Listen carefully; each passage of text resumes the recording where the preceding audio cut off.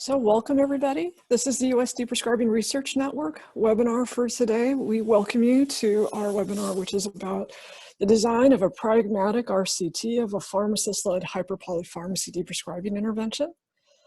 This webinar is sponsored by the US Deprescribing Network, and I am Dr. Jennifer Chia from the University of Massachusetts, and joining me to co-host is Dr. Ken Bookfar from Mount Sinai. Before we get started, I'm going to cover a couple of technical details. Due to the number of registrants for today's webinar, we have placed the phone lines on mute to reduce audio feedback. So unless you're logged in as a host or a panelist, your line is muted. However, we welcome and encourage audience participation using the Q&A feature of the Zoom webinar software. When you would like to interact with the presenter, please click the Q&A bubble icon on the bottom of the toolbar and type your questions into the box. If you'd like to have your question be anonymous, you can check the anonymous box before sending in your question. Hosts will acknowledge questions during the final 15 to 20 minutes of the webinar. After the webinar, you'll receive an email for a short evaluation.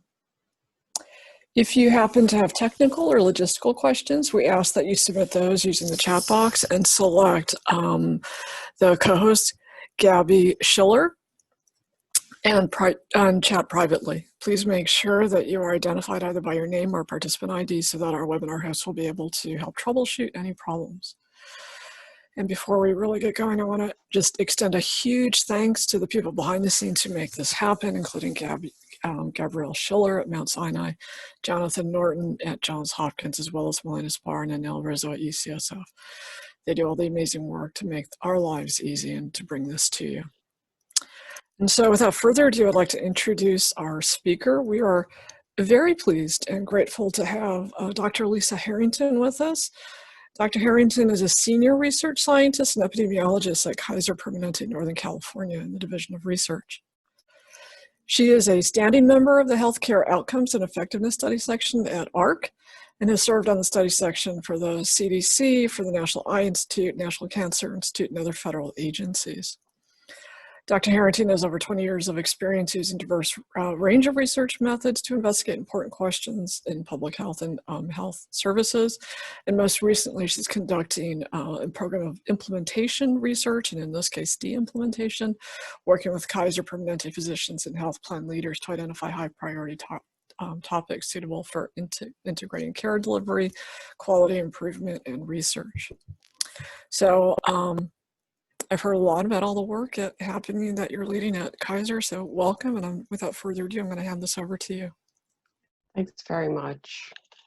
And thank you to the network for inviting me. It's very helpful to have thought partners and an audience so you can hear yourself think a little bit more clearly. So it was very helpful to even prepare for this talk today.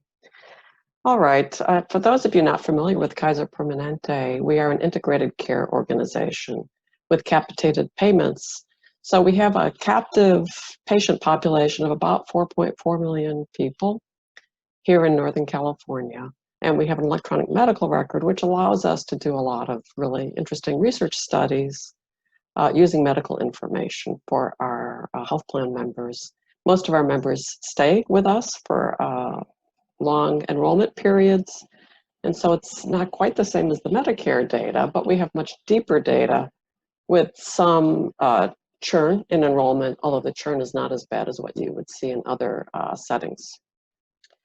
So again, thank you for inviting me. I'll be talking today about the RCT that we have just started to evaluate a hyperpolypharmacy deprescribing intervention. And I have no disclosures to report. All right, about 10 to 15% of Medicare patients use more than 10 prescription drugs. And of course, this increases their risk of adverse events. And in our setting, and probably in the ones that you work in, there is ad hoc deprescribing of single drug classes, such as proton pump inhibitors and so forth, that result in patients receiving multiple, potentially conflicting interventions. And here, it might be a phone call from a pharmacist who's concerned about your PPI and then later a phone call from a different pharmacist in a different department concerned about a different drug. So health systems have started bundling this deprescribing of multiple drug classes into a single intervention, but knowledge of bundled interventions used for deprescribing is not adequate. So this intervention of this bundled deprescribing intervention was developed by clinical leaders, pharmacists, and physician specialists who were operating under executive direction. They were about halfway through their design of this change in clinical workflow when they decided that they would like to bring a researcher involved. So the Division of Research at Kaiser Permanente does have a program to provide embedded researchers. It's a relatively new program, about 2 years old. And I work in that program. It's enormously fun. And so I was tapped to participate on this project. So we spent about 2 more years designing the study. And because these are such complex patients, we moved pretty quickly toward a randomized design.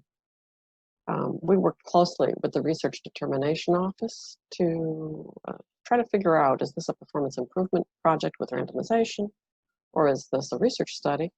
And because this intervention was going to be happening anyway, before the research was even tapped, it was felt that there was equipoise, that what we were doing was randomizing the rollout, and that it would be possible to conduct this randomized project as not as a research project, and so it was not necessary then to obtain individual patient level consent.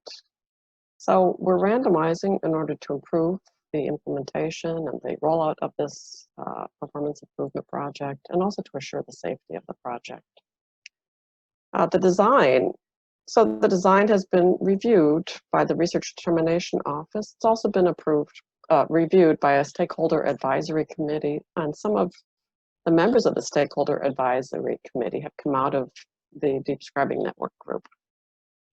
So Cynthia Boyd and Michael Steinman are both on our stakeholder advisory committee, and I know you're on the call. I want to thank you very much for helping us. It's really improved the design. Don Goldman is at the Institute for Healthcare Improvement.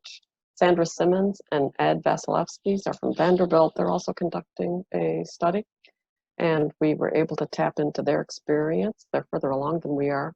Shannon Brownlee is a patient advocate, journalist, and a person who knows a lot of people and has worked long and hard on this topic. So she is also on our stakeholder advisory committee. Wade Thompson has done work in Canada and in Denmark on deprescribing and has good practical experience and research experience.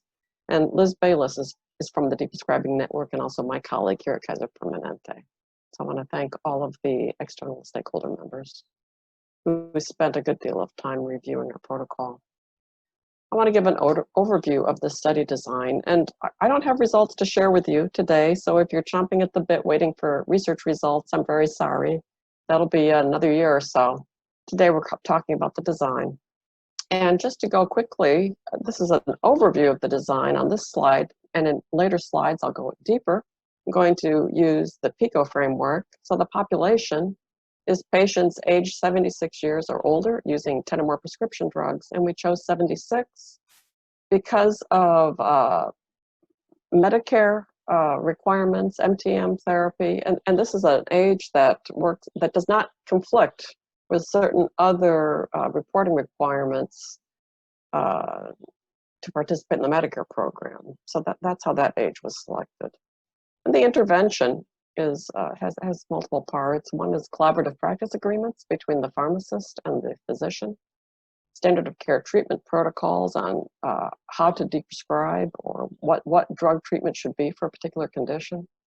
We're using ARC's SHARE approach to shared decision making, and we are using the CEASE deprescribing protocol, which was published in 2015 by Ian Scott.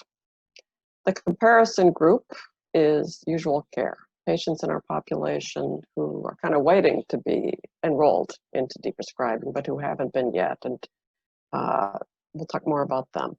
The outcome is reduction in the number of medications that the patient is using, a reduction in adverse drug effects, and we'll be talking about geriatric syndrome in a few slides, reduction in healthcare utilization, and as the safety endpoint, we're going to be looking for adverse drug withdrawal effects as well.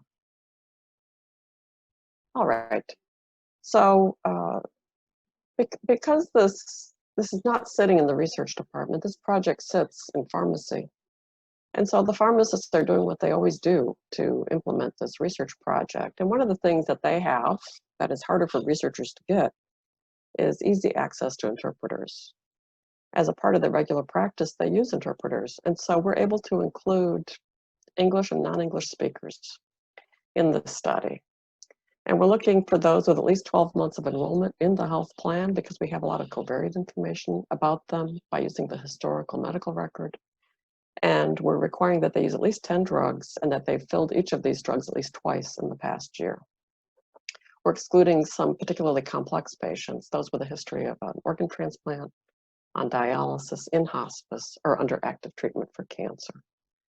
And we conducted extensive feasibility studies. And at the time of the feasibility study, we thought the number of eligible patients would be almost 9,000, which represents 5% of the members of our health plan who are age 76 years and older. And this is the characteristics of the patients who are identified for the feasibility study. I'll point out that 25% of them have at least 7 comorbidities, that their drug usage tends more is, it goes above 13, from 10 to 13. A third of them had at least 8 ambulatory visits in the 6-month period before we pulled them into this feasibility study. 38% had an emergency department visit during the 6-month period. 18% had a hospitalization. I'll talk for a moment about cognition. This was a long conversation during the design process. Do you include or not include patients with cognitive issues? And I'll talk about that again in a moment. So which drugs were they using? 88% were using a statin, 73% a beta blocker, and you can see what else they were using. I'm going to point to gabapentin. 25% are using gabapentin, and this becomes important as we started to implement the study. We saw that the #1 drug being deprescribed so far in this very early stage is gabapentin. Okay. All right, so the intervention is a combination. I mentioned that we are receiving physician authorization before we are randomizing the patient, okay? In addition to that, we are, when the pharmacist phones the patient to seek their engagement, they're using the SHARE approach, which is well supported on ARC's website. And there are training modules, and it's really terrific, actually. In fact, our health plan liked it so much that it's been adopted as the shared decision-making approach across our programs. And so we have a physician who's responsible for shared decision-making across topics, and he was very pleased to learn about this and to identify it for implementation in Kaiser more generally. The CEASE protocol was published by Scott in JAMA Internal Medicine 2015, and it's probably something that you're familiar with. Medication reconciliation, assess benefits and harms. So the pharmacist has an idea about what they might be targeting before they even talk to the patient, but then a shared decision-making approach to understand what does this drug mean to this patient, and is it the right one to target for deprescribing. There then is a single, most often, drugs will be deprescribed one at a time. And so there are a lot of phone calls. This process could occur over a several-month period, one drug at a time, and always with a follow-up phone call after deprescribing to assure that there are not adverse drug withdrawal effects or other considerations.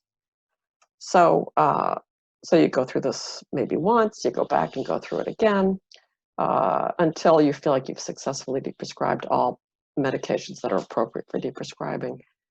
For the study, we've allowed a 6-month period to allow for this process, for the complete deprescribing process, one drug at a time. If the pharmacist feels that it's okay to do 2, that's fine too, but usually we're seeing 1. All right, so the deprescribing protocols, these are all standard of care prescribing protocols. What we have done is taken our usual clinical practice guidelines for each of the drugs and restated them, working with the Pharmacy and Therapeutics Committee, so that the information for older complex patients is at the beginning instead of being at the end. So for example, if you read the coronary artery disease guideline that Kaiser Permanente uses, this is a 2,500 word document, and most of it is not pertinent to older complex patients. If you look for the parts of the guideline that relate to older complex patients, you find 134 words separated in different parts of the document and often at the end of the document. So for this intervention, those 135 words were brought to the fore. Some of the other words really are not relevant to these patients. And then the pharmacist is able to really focus, okay, for the older complex patient, what is the guidance? That's the guidance we'll be using with these patients. And of course, these are well-trained pharmacists. And so they are knowledgeable about the rest of the document as well, but this is the part that is brought forward to their consciousness. So these relevant sections of the guideline were written into an intervention playbook, which cuts across the drugs, the many drugs that I showed you earlier, that are the targets for the intervention. And to assure safety, we decided to use conservative guidelines for this. And so for antihypertensives, it's restricted to patients age 85 years and older. While for anti-hyperglycemics, we're approaching a threshold of 9% for hemoglobin A1C. And there was some discussion about these being too narrow, too conservative, but it was felt that we should start here, and in future work, we could broaden them. Okay.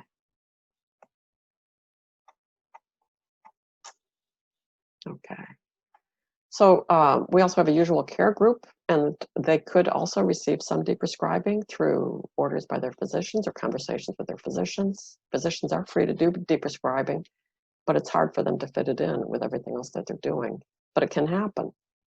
And there are also other existing pharmacy deprescribing programs that are implemented in our system, particularly medication therapy management. This is the Medicare's program for which there is compensation. And so this is something that we have going full force. And there are single drug initiatives as well.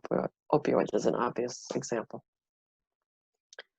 All right, so the outcomes for this study. So what, how do we know that the program is effective? What are the outcomes? These are obtained only from the electronic medical record. We tried to get additional funding from ARC to get patient-reported outcomes, but the application was not received favorably, and so we are not phoning the patient for outcomes. This is strictly the electronic medical record. And again, we will not use information recorded in the first 6 months after the patient is randomized to allow for those multiple cycles of deprescribing, although that period of time will be used to look at safety endpoints. And so it's on day 180 after randomization that we'll start looking at outcomes, and we'll do it for 6 months. So from day 180 to day 365, we're going to be counting outcomes. The first one is the change in the medications dispensed. Second is one or more diagnosis for a bunch of diagnostic codes that we're calling geriatric syndrome. And then the third is encounters, so ER visits, hospitalizations, and so forth. We have had so many process measures pitched at us, and change in eligibility after consent, number of deprescribing telephone encounters, how much time does it take to administer the intervention, which drugs are deprescribed, how are you deprescribing, is it through dose changes or discontinuations or switches, what are you doing? What is the time course of deprescribing? So a lot of really important questions, and we are bundling those onto a list, and when we get to the end of the study, we're going to figure out how to prioritize these. It depends on the results of the study. If the study is negative, there will be a set of questions that will rise to the fore. If it's positive, there'll be different questions that rise to the fore. One of the things that I hope that you help us with is the Stakeholder Advisory Committee, and at the end of this call, I hope you'll tell me about what your thoughts are about these process measures and what you would want to know about the guts of the intervention, were the study to be positive or negative. Okay, So what is the geriatric syndrome list that I talked about earlier? So these are the, I hope you're able to see this clearly. I guess you've got a screen in front of you, so it should be okay. Okay, so the number of medications. And this is, we have great pharmacy information, orders and dispensings and so forth. And the average for these patients going in is 11.3, so we'll be looking for them to drop down from that number.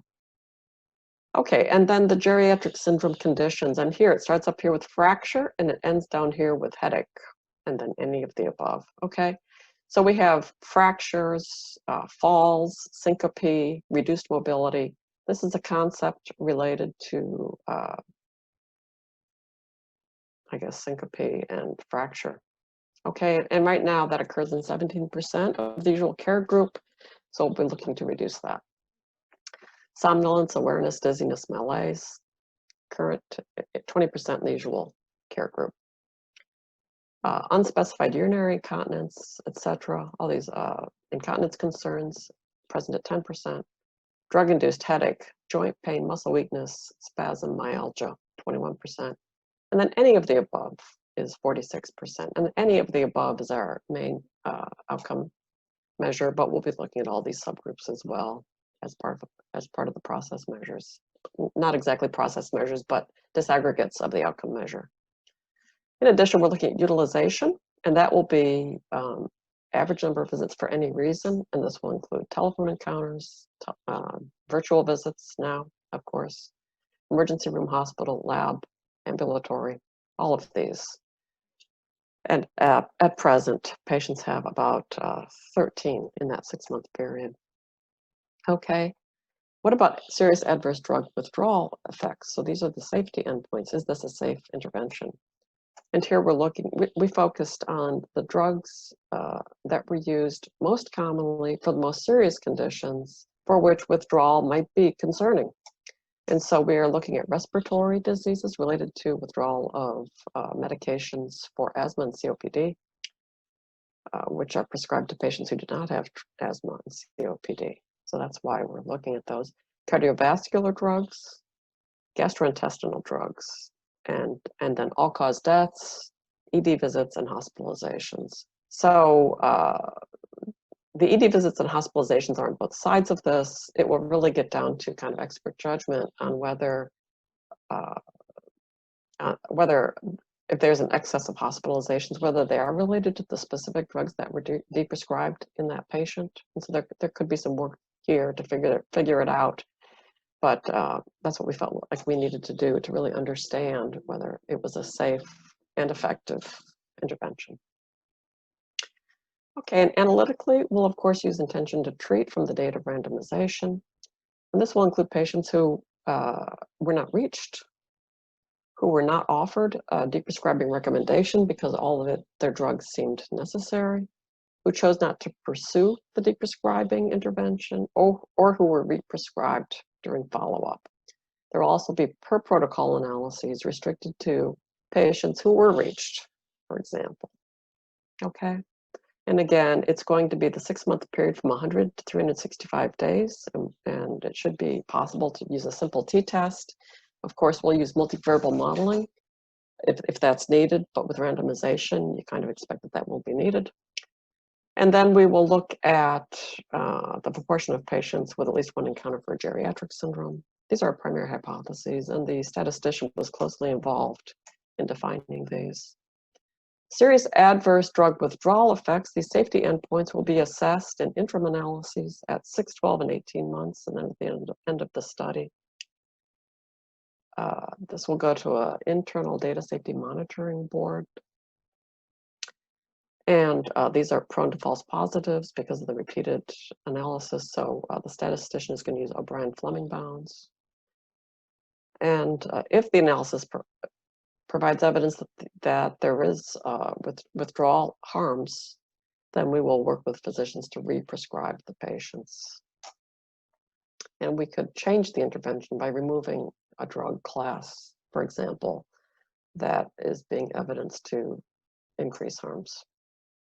All right, and then the power calculation. We are planning to allocate 2,000 patients, 1,000 to the intervention, 1,000 to usual care, over 10 waves. Okay, we have now completed 2 waves. We've just started wave 3. So we're doing about 100 patients per wave to intervention, about 100 to usual care. So about every month, we're starting the process with 200 patients, half of which will go into intervention, half to usual care. The power calculations are shown here. And number of medications, we estimate that we'll be able to see a drop of 0.3 medications more in the intervention group than the usual care group. We know that the usual care group will drop medications as well. This is regression to the mean. They're starting out with a lot of medications, they're dropping some. We want to see the usual care, the intervention group, go a little bit farther than the usual care group. Number of encounters. In usual care, again, it's about 13 during that 6-month period. We're expecting, or we're powered. We're powered to see 3.3 fewer encounters in the usual care group, in the intervention group. All right. We are not measuring EQ5D health status or these. These are patient-reported outcomes. This is pulled from the ARC application, so we're not able to do these. I'll jump down to proportion with at least one geriatric syndrome condition.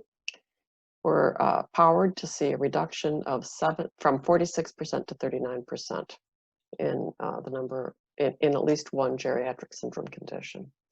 And then here we have the serious adverse drug withdrawal effects. And this is respiratory disease. If it goes up from 20 to 29%, cardiovascular. These are these are not as common, these endpoints. And so, as with most safety analyses, your power is less than you would like it to be. But this is still we discussed this. We felt that this was reasonable, and so this is what we'll be looking for here. So threats to validity, we're concerned that the pharmacists are going to get better over time. And we'll analyze that by looking at whether there is a trend in the effectiveness outcome. Misspecification of the timing of the treatment effect. This is a hard one. This is a kind of a black box intervention. You've got lots of different patients, lots of underlying comorbidities, lots of drugs. And geriatric syndrome has a lot of stuff in it. So, and healthcare utilization relates to a lot of different reasons for utilization. So it's hard. There is no single correct specification of timing. So we did the best we could with our 6-month implementation, followed by 6-month outcome measurement. During secondary analyses, after the primary analyses are done, in secondary analyses, we can dig into this a little bit, looking at, okay, for this drug, what was the timing? For that drug, what was the timing? For these patients, it could get very costly to do all that analysis, and so it would be helpful to come up with a process to prioritize those analyses. And I'm not even sure whether I can start that thought process yet, or whether we need to see the results first. I'm interested in what you think. The data quality, we're using EMR data, and so be missing patient-reported outcomes, quality of life measures. We're hoping that this is not different between the intervention and usual care groups. Missing variables, and here we've got over-the-counter medications. These are not routinely recorded into the pharmacy data. And so we really can't obtain them. We're not talking to the patient directly about their OTC drugs, certainly not in the control group. So we expect this effect to be minimal, and we're hoping that randomization solves the problem, but we are not collecting OTC information. And then misspecification of the outcome. And you saw how we developed our outcome. It's possible, for example, that deprescribing would impact the severity, but not cause a syndrome to resolve completely. And so we're hoping that healthcare utilization will address this threat. Okay, so we started our pilot study in October, and we spent 2 months piloting. And what we learned is that the pharmacists needed a little time to build muscle memory so that they could put this fairly complex intervention together efficiently with the patient in their phone calls. We did not change the protocol during the pilot study, and that kind of surprised me. I thought, oh, something's got to be amiss, but no, it worked out fine. So mostly it was the pharmacist needing time to make it automatic. We're currently in wave 3. We have allocated 331 patients to the intervention and 329 to usual care. We have reached 80% of patients, so that's pretty good. 97% of those have agreed to participate. That's outstanding. So the number who have received the intervention is 159, and that's mostly from wave 1 and 2. Wave 3 is fresh. And the number who have been allocated to the control group is 199. And so it was in preparing for this presentation that I realized that this reach thing is kind of an issue, because only the intervention group has a reach statistic. The control group, there's no phone call, there's no reach statistic for them. So I just sent an email to the statistician saying, should we do something about this? Be interested in your comments. And again, the drug most commonly being deprescribed is gabapentin. All right, so I want to thank, we'll turn to questions in a second. Before we do that, I want to thank the people who are actually doing this work, this on a I mean, it's part of their clinical duties. They're not getting research funding to do this, right? So, wow, it's people in pharmacy. I want to thank all of these folks. Researchers, we've got myself, the biostatistician, the project manager, and the data analyst. That's what the research funding is. It's a very limited budget, and we're able to do it because of the EMR. The physicians who are involved, Maisha Draves and others, thank you very much. I know some of you are on the call, and I'm glad you're all here. Rita Hui is a pharmacy researcher who gave us a review, and then again, the external stakeholders. All right, I'm very interested to hear questions, and I guess it will be moderated. Great, thank you, Dr. Herrinton. Really fantastic, important studies and being done in a real system. And so, for our attendees, please enter your questions using the Q&A button, or if you missed that button, you can use the chat as well. And we have some questions coming in that I will read to our presenter. And so we will get started. So our first question is, might many of the ADWEs, adverse drug withdrawal events, be expected to occur after the end of follow-up time? So past your day 365, these, especially cardiovascular events due to discontinuation of CV meds. Yeah. So so for people who were accrued earlier during the study, we were going to just keep following them for as long as we're engaged on this study, just keep it going. So we were going to go beyond that 365-day time point. But it's always good to hear a question voiced out loud. Should we speak with those who will be responsible after research leaves? Should there be continued follow-up? It's a good question, and one I'll take back. Great. Our second question is deprescribing defined as discontinuation of a drug, lowering the dose, or both? It could be either, and it could also be switching. Our medication outcome variable won't be able to reflect that a switch occurred, but we'll have the data on whether a patient was switched or not. There's information being recorded in the note in a structured way that tells us exactly what the pharmacist is doing. So that we'll have information on, yeah. Okay. How many FTE pharmacists per patient per month are needed? I'm not going to try to do that math by the seat of my pants, but I can tell you that each pharmacist is spending an hour and a half, about an hour on the initial phone call and about 30 minutes on all subsequent phone calls with each patient. In addition to that, they are supported by a pharmacy technician who is handling the physician authorizations. So I hope that helps to answer the question. Okay. And in the same category, you spoke about pharmacist training and improvement. Was there specific usage of board certified geriatric pharmacists? Oh boy.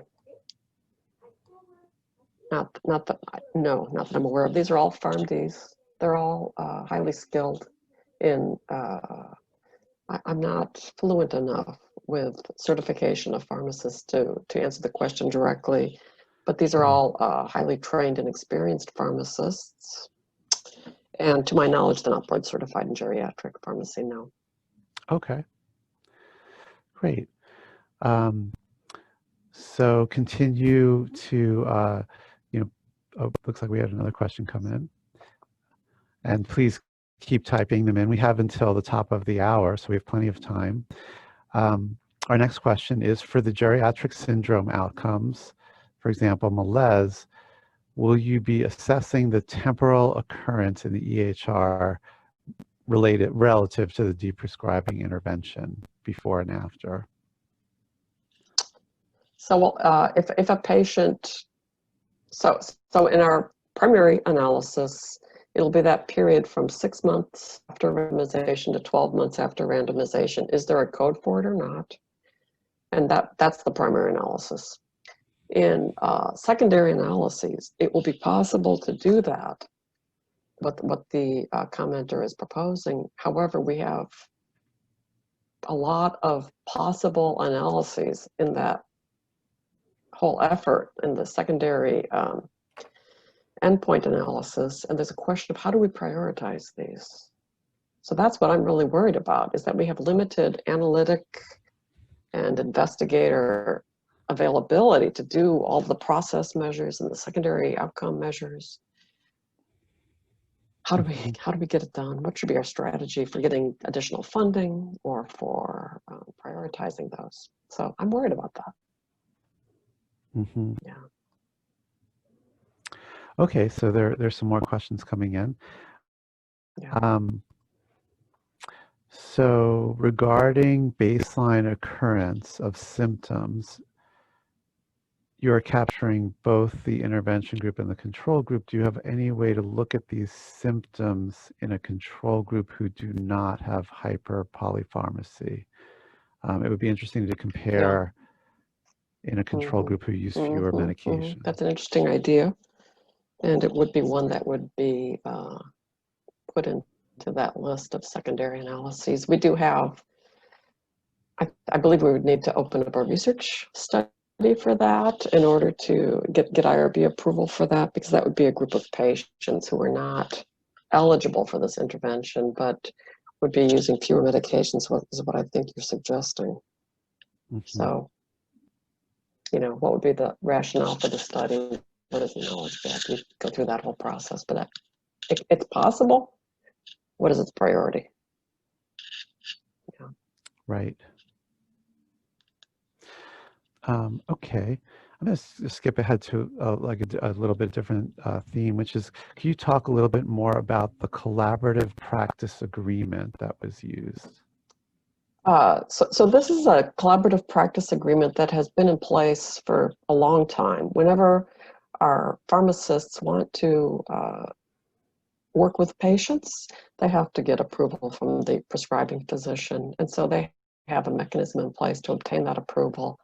And it's not just the mechanism, but it's also the experience of the physicians with our pharmacy department and their comfort and awareness of how the pharmacists do their job, their level of training, and the options that are available to them if they need to go back to the physician for any reason. So there's a whole history, an institutional history around that process that's being used for the study. And I wonder if was that enough to answer the question? It's an email message to the physician explaining what the program is and asking for that permission. And physicians write back yes or no, or with contingencies. And so many physicians, we know that physicians are reading these emails carefully because they tend to write back things like, for these 4 patients, it's okay, but for this 5th patient, I really prefer to do the deprescribing myself, so there's a no on that. Or you may deprescribe but don't include this medication. So we do get specific information back from the physicians often for these patients. Yeah. Right, and that's one of the barriers that we often face with prescribing and deprescribing support is the prescriber. So I would be interested to hear about the relation, the relationship between the prescriber and the pharmacist, and how that is cemented over time and maybe aided by this agreement. Right. I think our integrated care setting makes a big difference, right? Mm-hmm. They're all working for the same organization. They roll up to the same. They're on the physician side, so there are differences in leadership, but they're all working for the same larger organization, and I'm sure that makes it much easier than if you're working with pharmacists who perhaps are not in your organization. If that's, I'm so accustomed to this, it's almost hard for me to imagine what it's like outside of KP without that integration and care coordination. I do know that we did spend time talking about specialist prescribers as opposed to primary care providers who are prescribing, and how do we get to the right prescriber? Because sometimes a prescription will kind of roam a little bit between one specialist and between one physician and another. And so we did discuss that too, making sure we got to the right physician who had actually ordered the initial prescription, because refills can change the prescriber and things like this. Right. Great. I also wanted to invite the other panelists to type in or indicate that they have questions or feedback for Dr. Herrinton on her, the challenges that she has mentioned. But I'll continue on with questions. I apologize if I'm not getting to all of them, but one that is on all of our minds right now is just about running the study with COVID, and have you do you have have you had to have any contingency plans? We did put the project on pause in the spring when COVID first became a topic, because we were concerned that patients wouldn't have the headspace for it, that pharmacists would be overwhelmed. We just put it on pause. And then the pharmacy department approached the research department and said, we're ready to get started. We have the bandwidth. We're not seeing that there's any interference here. And so they're the experts. And so we went ahead and restarted it. And we're not seeing, it's all through the telephone anyway. And so we're not seeing that things are going to shift. And we've got the randomization, which should assure that, we expect healthcare utilization patterns to change with increasing use of virtual visits and decreasing in-person encounters. But we've got randomization to address that. Okay. So there is a question about offering alternative modes of healing for patients, who are working to withdraw their medications, so to deal with withdrawal symptoms. Are those incorporated, suggestions along those lines incorporated, especially for anxiety or depression medication? So we're not including medications for anxiety and depression in this study. Okay. But I have listened in to some of the pharmacists doing their work, and I know that they do offer remedies or therapies that are not prescribed, that are over the counter or may involve use of heat or ice or things like this. I've heard them do that. So I can't say exactly what their toolkit is, but I've heard that. Yeah. So that would address this other question, which is about deprescribing benzodiazepines, which it sounds like are not then included. or are they? We went back and forth. Hold on, let me go back up. And I can't remember. Okay. I think we took them out, but they're at the end of our, went back and forth on what to include and what not to include. It was a big topic of conversation, as you can imagine. Yeah, I think they're not in the study. We have a separate benzodiazepine program, which is quite effective, and the same for opioids. Very effective opioid programs, and we did not want to have overlap with them because they're much more expert, that they're very expert. Okay, good.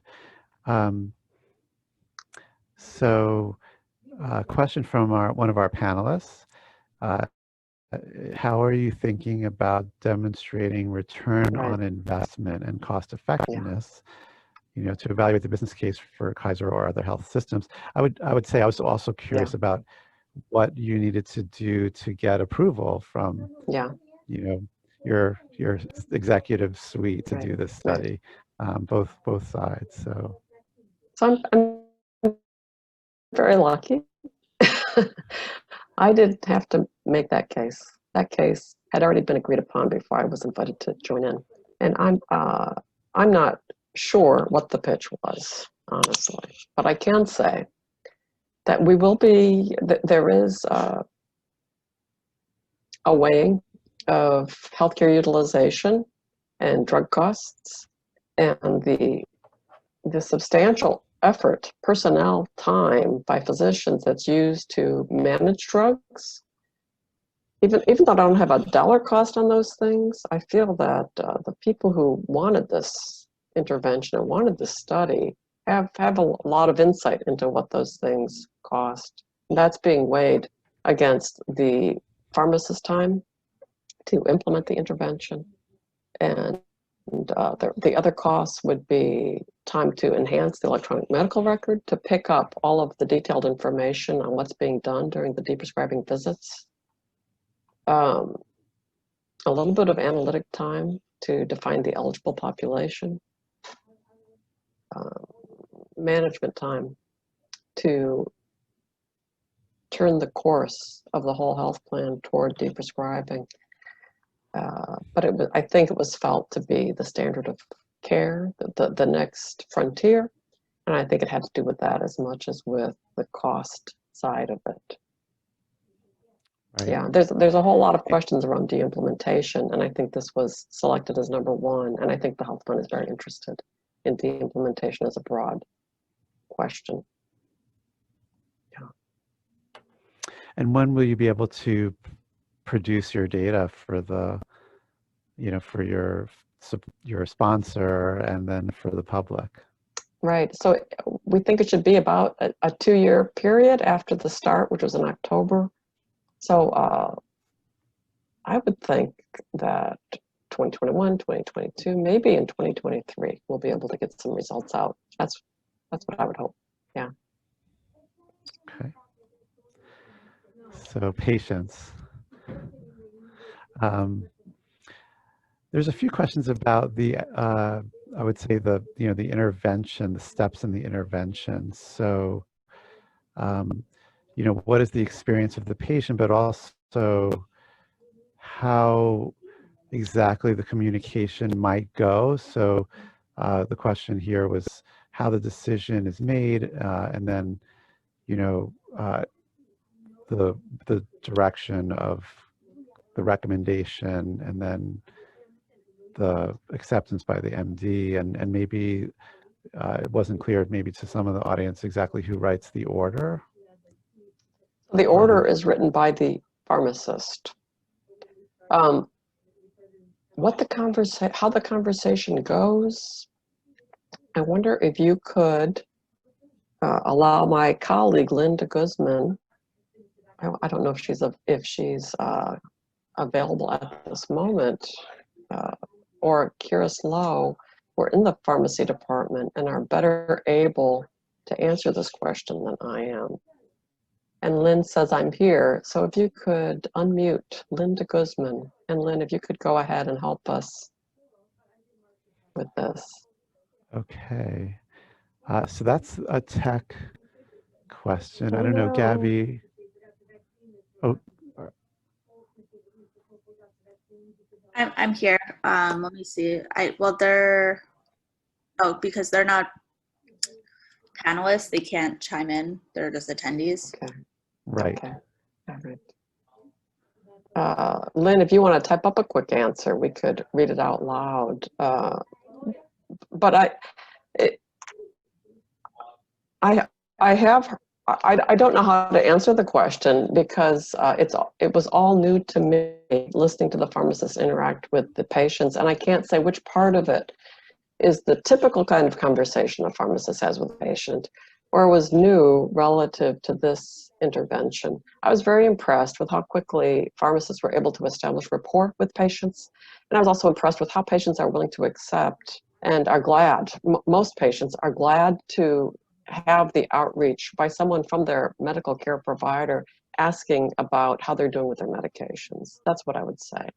And so it was very, it seemed very patient-centered to me and very friendly and not technical. And so these pharmacists have a lot of experience phoning patients for the MTM program and other programs. And it didn't, I don't know how else to answer the question, actually.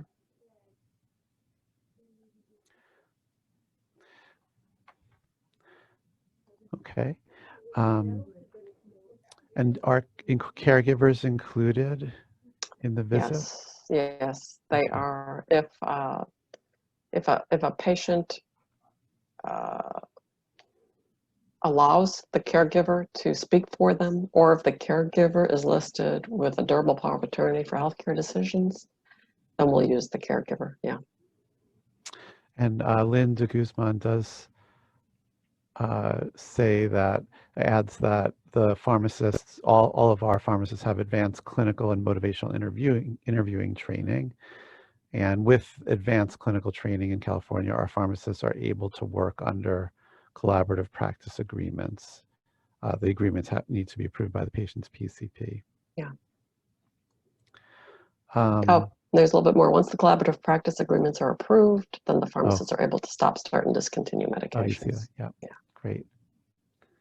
Right. Thank you, Lynn. Thanks. And there are some other systems in which there may be similar credentials. So, for example, in the VA, there's some VAs that allow, and some, for some conditions, pharmacists to, adjust medications and start and stop them.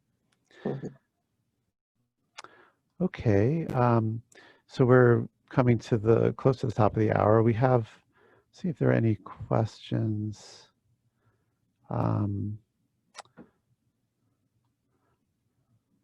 So there are a few other questions, maybe some short ones. What is the rationale for focusing on a single medication? I think that what that is, one at a time, or yeah.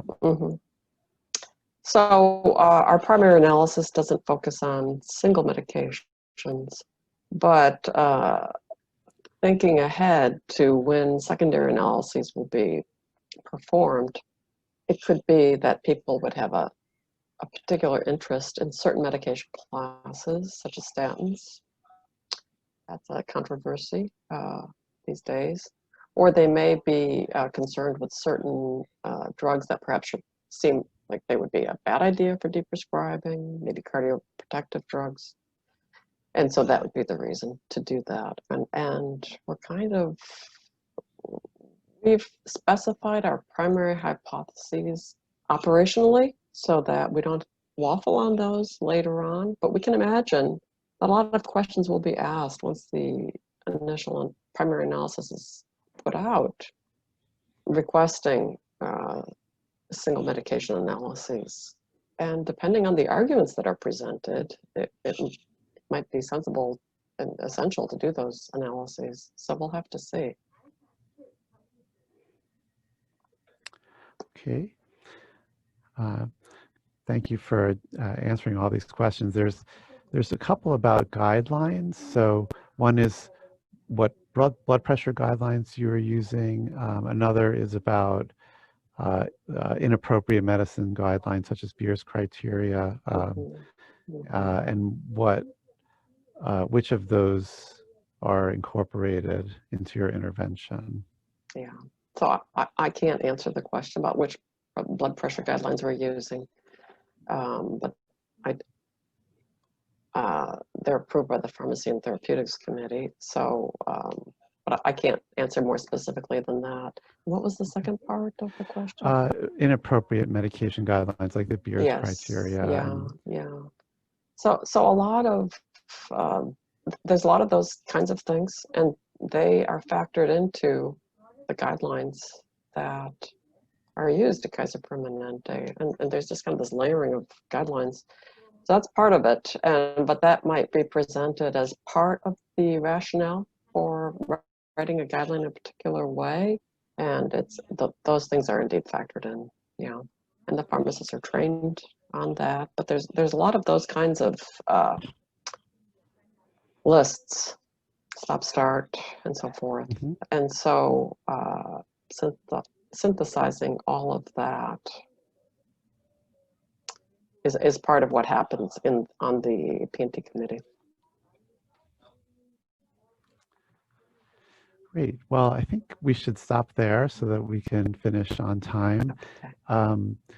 And thank you again for letting us go back and forth and answering all these questions.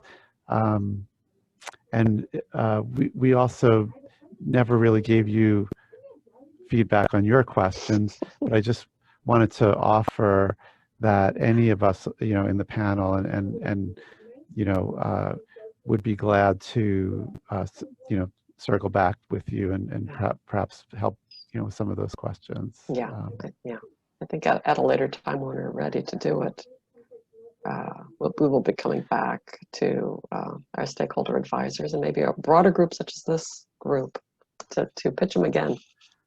Yeah. Jen, do you want to close out? Sure, I'm happy to. So thanks to everybody for all the great questions, and thank you, Dr. Herrinton, for fielding them all. As you can see, there's a lot of interest. It's a hot topic and it's complicated, and kudos to you for taking on the complicated task of this hyperpolypharmacy. And so we're all very excited to see what you come up with, and we're excited to also try and help answer the questions, because I know it's not easy. So as you can see in the chat, but also for everybody who's attending, please make sure that you complete the follow-up survey, which you will be prompted to complete right after we end the meeting. And a recording of this webinar will be posted at the US Deprescribing Research Network. And that's it. So thank you very much. Thanks, Kaiser. Thanks, Lisa. Thanks, everyone, for being here, and have a great day. Thank you. Thank you. Bye-bye. Bye-bye.